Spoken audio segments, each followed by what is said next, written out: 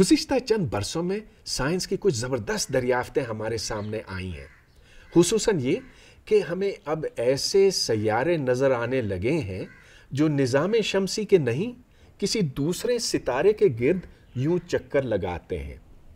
انہیں انگریزی میں ایکسٹرا سولر پلانٹس کہا جاتا ہے اور ان کی تعداد اب 1000 سے تجاوز کر گئی ہے۔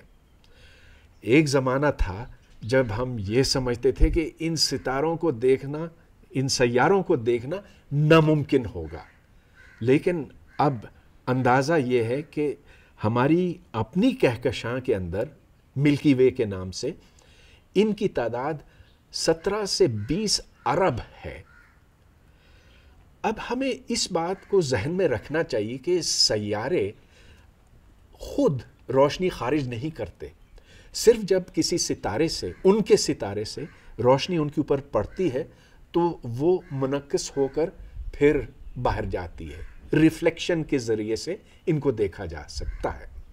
اب چونکہ یہ ستارے بہت بہت دور ہیں تو ان سے جو روشنی آتی ہے وہ بہت ہی ہلکی ہوتی ہے۔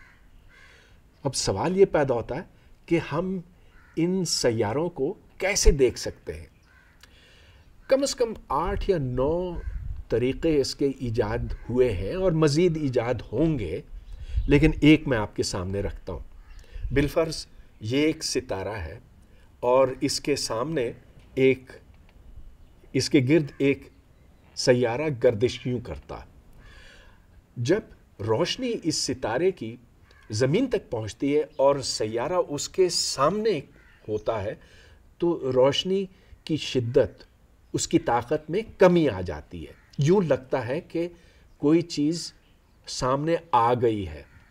اور اگر ایک ستارے کو ایک طویل عرصے تک دیکھا جائے تو یوں ہمیں پتہ چل سکتا ہے کہ ایک سیارہ یا کئی سیارے اس کے گرد گردش کرتے ہیں۔ اب تک جو سیارے دیکھے گئے ہیں وہ بہت بڑے ہیں، زمین سے کئی گنا بڑے ہیں، اور یہ زیادہ تر گیس کے بنے ہیں۔ ہم ان کی پوری تفصیلات اس وقت نہیں جان سکتے، اس لیے کہ بہت بہت دور ہیں، لیکن چند ایک باتیں ہمیں ضرور پتہ ہیں۔ مثلاً یہ کہ یہ یا تو بہت بہت گرم ہے یا بہت بہت ٹھنڈے ہیں۔ کوئی سیارہ ایسا نہیں ہے جو زمین کی طرح کا ہو، لیکن اگر 17 سے 20 ارب سیارے ہیں اور وہ بھی صرف ہماری کہکشاں کے اندر، تو ضرور یہ امکان ہے کہ زمین جیسا کوئی سیارہ ان میں سے ہوگا۔ اب سوال یہ پیدا ہوتا ہے کہ یہ سیارے بنے کیسے؟ اس کی پوری تفصیلات تو ہمارے سامنے نہیں ہے اس وقت، لیکن غالباً یہ اسی طرح سے بنے جس طرح سے ہمارے نظام شمسی کے سیارے بنے، اور اس کی تھوڑی سی تفصیل میں بتانا چاہوں گا۔ کئی ارب سال پہلے کوئی ستارہ پھٹا تھا، یہ سپر نووا کہلاتا ہے۔ اس سے جو ملبہ نکلا وہ ساری کائنات میں پھیل گیا، اور پھر کشش ثقل کے باعث اس کے ٹکڑے اکٹھے ہونے لگے، اور جب یہ اکٹھے ہوئے تو ان سے مختلف سیارے بنے، اور اس میں مریخ بھی ہے، زمین بھی ہے، وغیرہ وغیرہ۔